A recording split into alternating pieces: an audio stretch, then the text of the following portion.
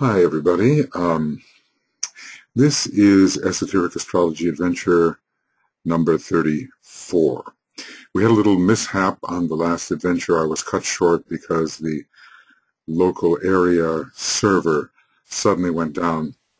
But as I had done 50 minutes of the webinar, I decided to retain it, even though truncated, and to proceed from where we had come. We are on page 77. It may seem like we've made a lot of progress, but there were several pages in there that were simply blank pages in the book. We've been talking about triangles, the science of triangles, and we've been looking at 3 groups of centers. I also looked at 6 groups of centers from a treatise on cosmic fire, page 169 and 170. This is a simplification here. We've been looking at man who lives below the diaphragm, the base of the spine, sacral and solar plexus center. Then we've been looking at a more advanced individual who is probably not yet the initiate or true disciple, throat center, heart center, and ajna center. And then the ajna center, head center, and the center in the medulla oblongata, which tells us that this triangle in the head is activated, which occurs at the third initiation and will open the third eye and will give unity of vision. And then the disciple is in the position of being able to make revelation of that unity. So that is the initiate consciousness. And that's just about there is where the recording just stopped. I was reading the following. Master DK says, unfortunately, the organizing principle is not as simple as the above tabulation would make it appear. For the emphasis, the focus, and the mode of arranging and of vitalization and the appearance of these esoteric triangles varies with the ray type. And I was explaining that I think that is the monadic ray that is involved there.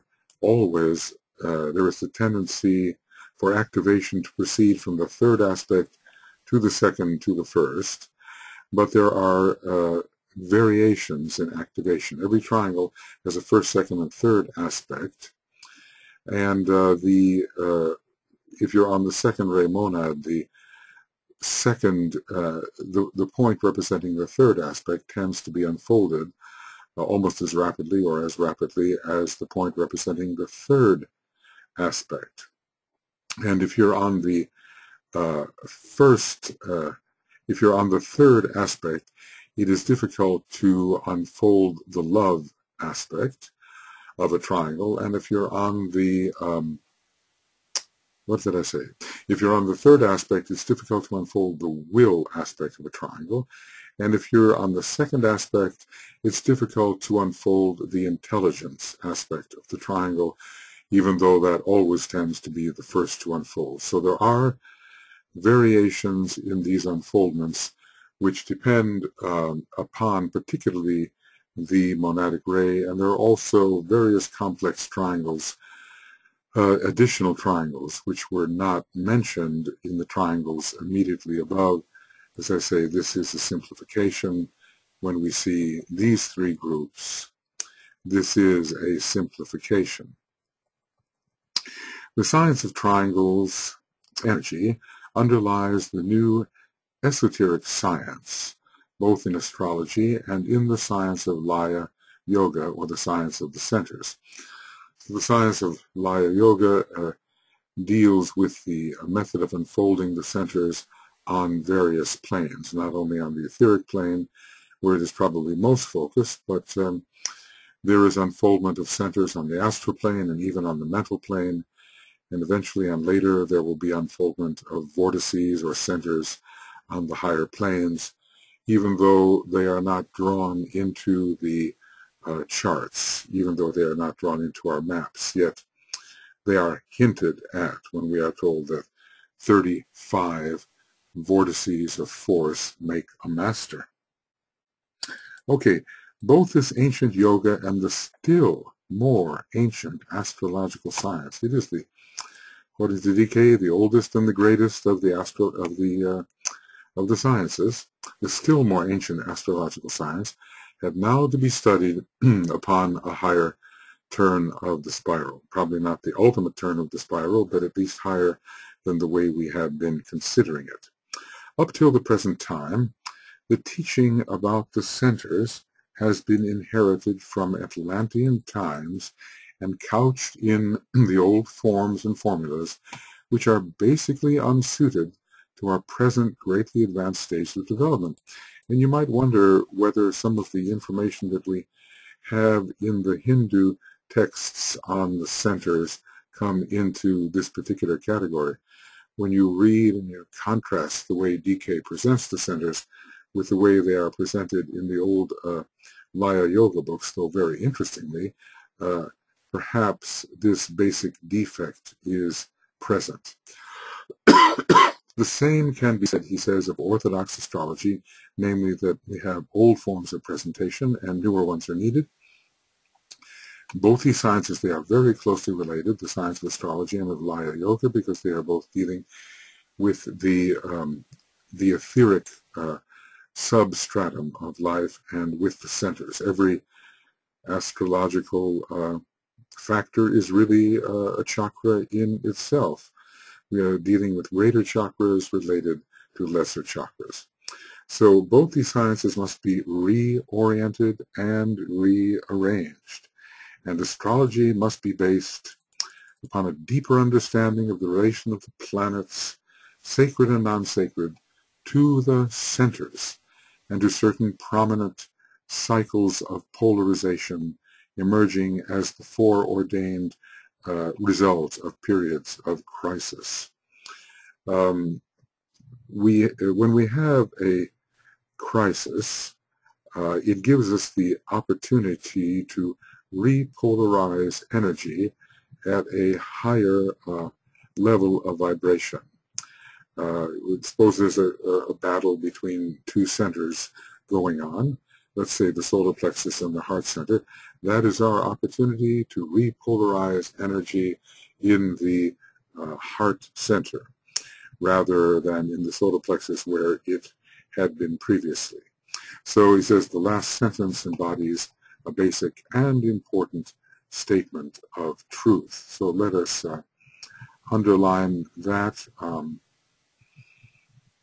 Okay, to the centers and certain prominent cycles of polarization emerging as the foreordained, predestined, expected results of periods of crisis.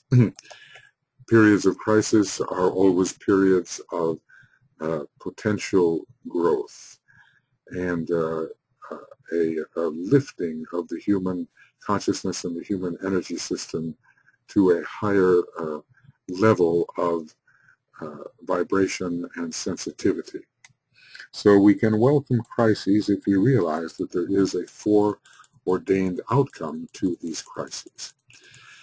Now we have made it to page 78, and this section is called The Centers and Triangles of Force. There are, as you well know, 5 non-sacred planets and 7 which are regarded as sacred. And this is including the synthesizing planets, which are sacred and even perhaps more highly developed, essentially, than the other sacred planets. 5 non-sacred planets, beginning with the dense physical vehicle, the moon, the earth, the etheric, the Mars, astral, Pluto, mental, that's one way of looking at it, and the sun, the ahamkara principle of the personality. At least that's a lesser way of interpreting the sun, but in accordance perhaps with the non-sacred second-ray planet which it is said to veil. The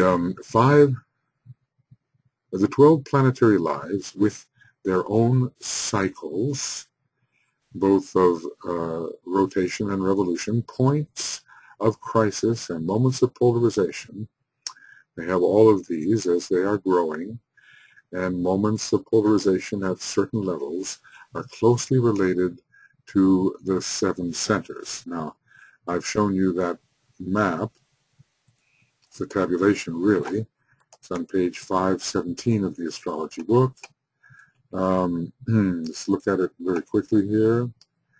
This is, yes, I've shown this to you, and it's a good one to be able to reference, 517.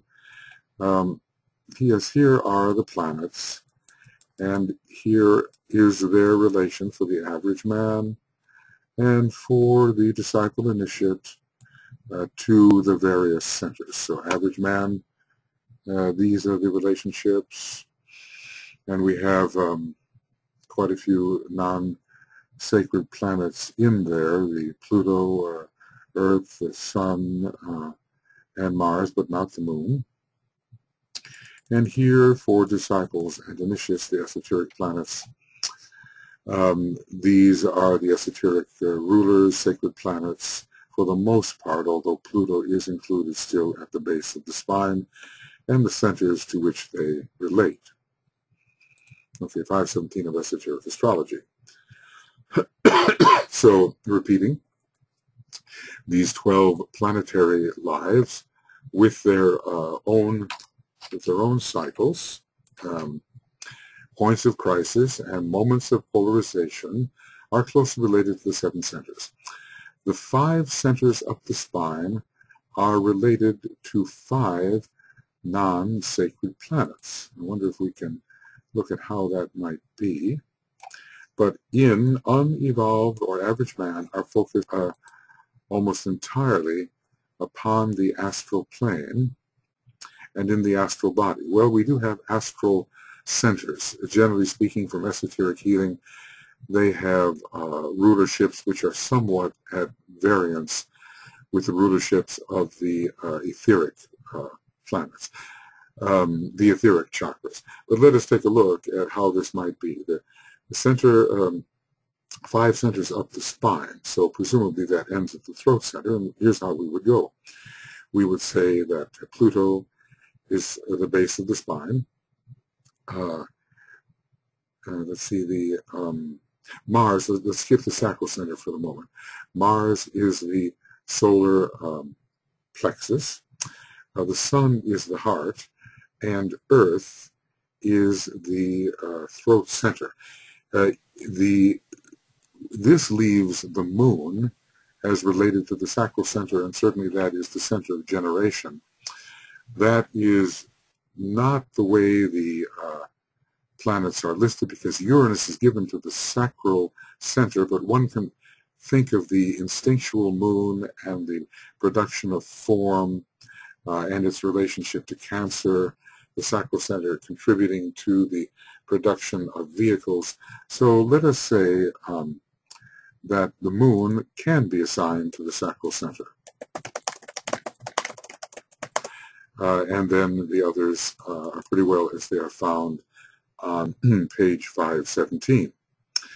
So the 5 centers up the spine are related to the 5 non-sacred planets, but in unevolved or average man are focused almost entirely upon the astral plane. So the astral centers are at least awakening, and these vehicles are active, these planets are active in relation to the astral centers, but not fully active, as it is only when we are really taking the 2nd degree that we have a fuller activation and even a 4th dimensional rotation of the astral centers. Just the way there's a 4th dimensional rotation of the etheric centers, of some of them at least, at the 1st initiation, and presumably by extension a 4th dimensional rotation of mental centers on the lower mental plane at the 3rd initiation. We have to see whether we're experiencing degraded audio again. I just have to let that go with the hope that we will be able to continue this webinar. Okay. Right. At the 3rd initiation, there are developments the unfoldment of all 9 petals in the egoic lotus, but probably some fourth dimensional rotation of the mental chakras. All right, it should be noted that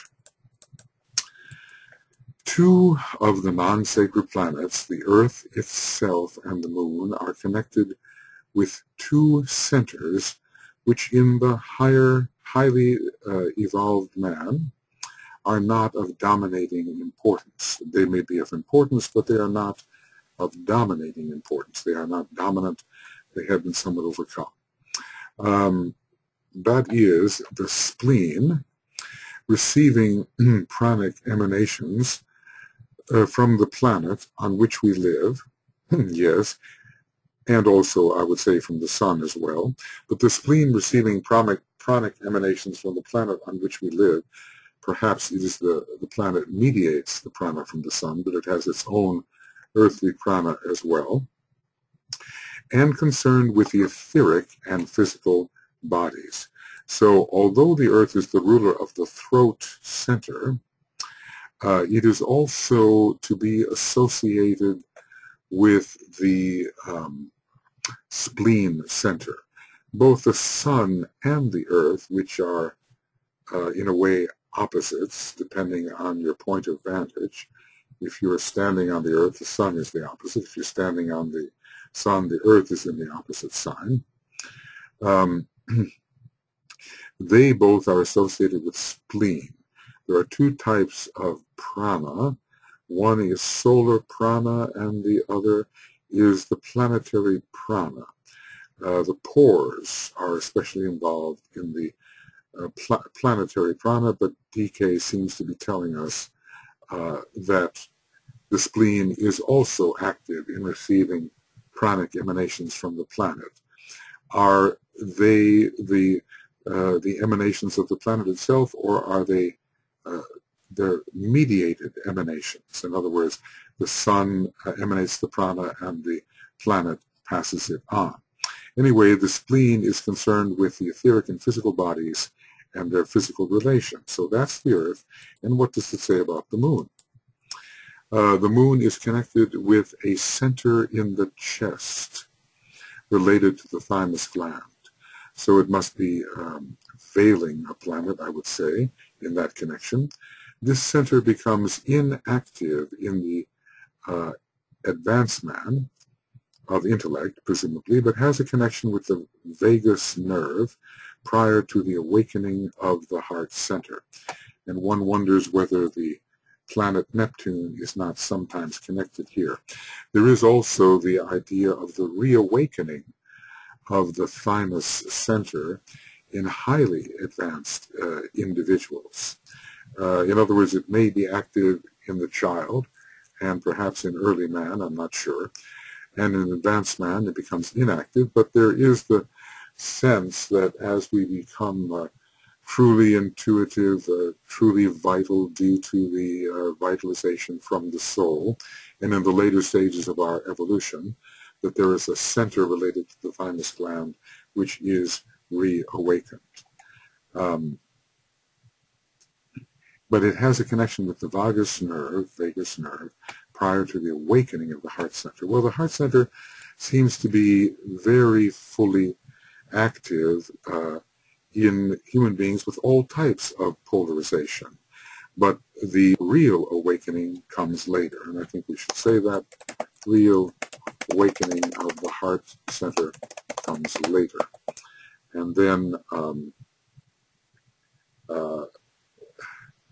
this center is connected with the vagus nerve, but prior to the real awakening, because even astrally polarized man, early mentally polarized man, and so forth.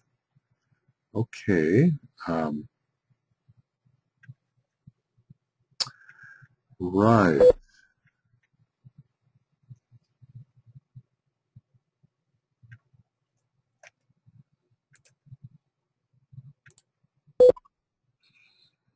Mm-hmm.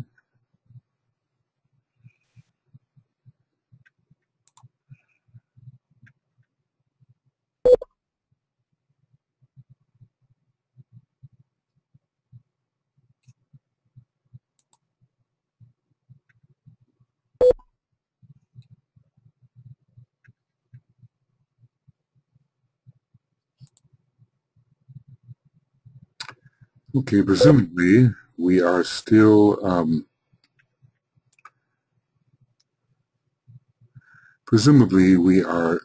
uh, still recording, but I cannot be sure. So I'm having technical difficulties today, and I have to